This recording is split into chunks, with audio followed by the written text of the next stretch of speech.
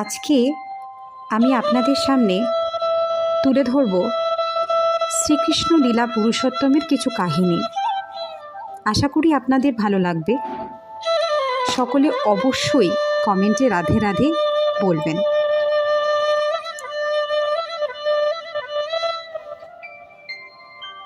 সকলেই কৃষ্ণকে খুঁজছে, অনেকেই সেটা জানে না, তবে তারা খুঁজছে।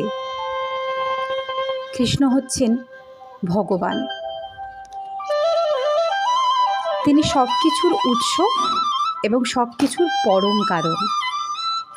অতীত, ভবিষ্যৎ এবং বর্তমান সব কিছুর। ভগবান হচ্ছেন অনন্ত, তার অনন্ত নাম রয়েছে। আল্লাহ, বুদ্ধ, জিহোভা, রাম, এরা সকলেই কৃষ্ণ, সকলেই এক।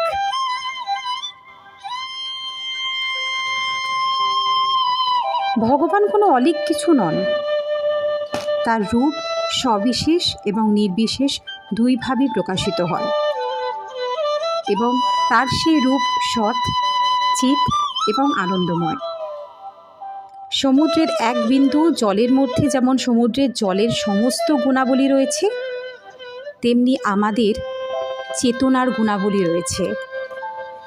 কিন্তু জড় জগতের প্রতি আমাদের আসক্তি এবং আমাদের জড় সত্তাকে, যেমন জড় দেহ, ইন্দ্রিয়, সুখ ভোগের বাসনা, জড় সম্পদ, অহংকার ইত্যাদি আমাদের স্বরূপ বলে মনে করার ফলে আমাদের দিব্য চেতনা কলুষিত হয়েছে এবং একটি নোংরা আয়নার মতো তাতে আর শুদ্ধ প্রতিফলন হয় না।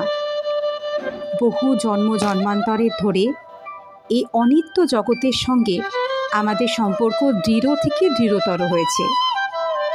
এই অনিত্য দেহ, যা হচ্ছে রক্ত মাংসের একটি থলির মতো, তাকে আমরা আমাদের প্রকৃত সত্তা বলে ভুল করেছি এবং আমরা এই অনিত্য অবস্থাকে আমাদের জীবনের চরম লক্ষ্য বলে ভুল করেছি।